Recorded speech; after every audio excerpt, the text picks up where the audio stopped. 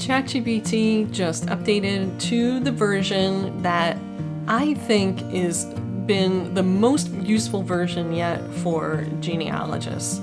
And in this short video, I'm just going to run you through exactly what the change was and show you something that I just discovered that I think is going to blow your mind. I know this is going to change my research completely. So let's just talk about the couple of changes that happened and how you can use them.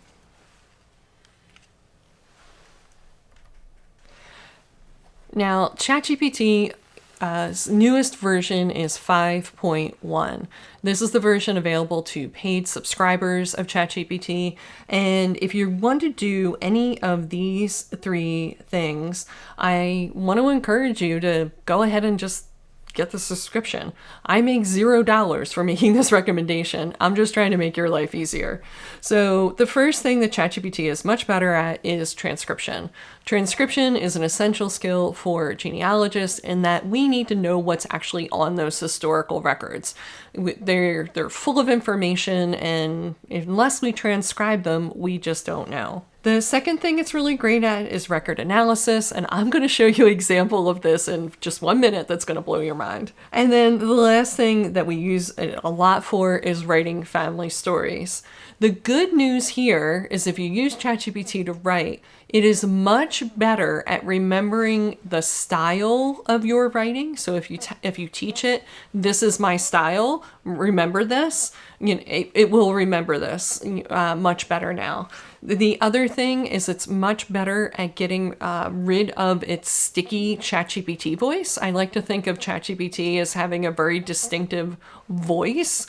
It loves metaphors. It loves if it's not X, it's Y is one of its common statements. It loves using just certain words. It loves the word clarity. It loves to, of course, then it loves to clarify things. It also loves to game change. It uses that one a lot. So if you want to get rid of kind of those ChatGPT words, you're going to be much more successful in this version. So let me just show you the thing that blew my mind with the latest version of ChatGPT. So like every example I am ever going to show you, there is a mistake here. There's an error that I made. There's something that happened. And I'm doing this on purpose so that it is real. Like this is real stuff. This isn't like fluff, glossy over stuff. So, I gave it 3 census records, and you can probably see right here on the screen, it's the full sheet. I didn't cut these out. I literally just gave it 3 actually these are JPEG files. I gave it 3 JPEG files of 3 different census years. For a woman named Catherine/Kate, her name varied in the census. Her maiden name was Ryan, her married name was Carol.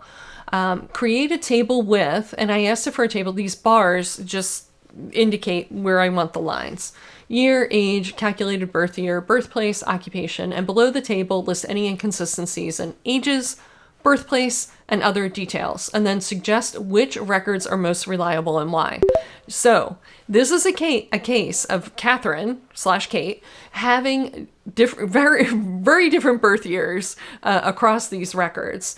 So the first time I gave it to ChatGPT in auto mode, where it picked, it just gave up. So I prompted it again in thinking mode, and it just gave up. And then when it gave up the second time, I said, why is this request timing out? How can I adjust this to have it work? And then you see here, it thought for 10 minutes and 32 seconds. So now seriously, I've spent more than 10 minutes and 32 seconds on this.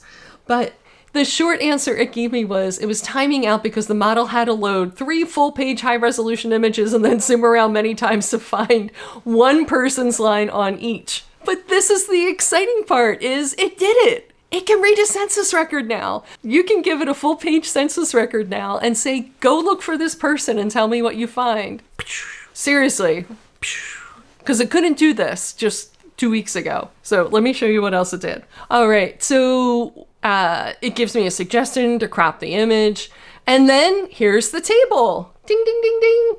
And it talks about the inconsistencies right here. So it gets into the inconsistencies and the conclusions and the identities and everything like this. And then it tells me which one is most reliable. And it says the 1860 because it's closest to her actual birth. So that's probably the most accurate record in terms of guessing when she was born, was this 1860 census. So it comes with 1857. So very cool, right? Absolutely cool. Now, there's one more thing I want to show you with ChatGPT, but I actually don't have time. So I am going to just show you this real quick. This one teaser for ChatGPT, and that is that you can teach it styles. So if you have a particular writing style or a particular way that you want it to write for you or do citations, all you have to do is say these magic words. I am going to teach you my blank style, and then teach it your style. Tell it exactly what to do step by step. Just put all the little numbers down and list it. Pretend like you're talking to an intern or an assistant, and you're going to say, I'm going to teach you how to do this. All right. So I got to run. I hope that helped you with your ChatGPT updates. And yeah, click the link in the description and get the newsletter and get them all right to your inbox.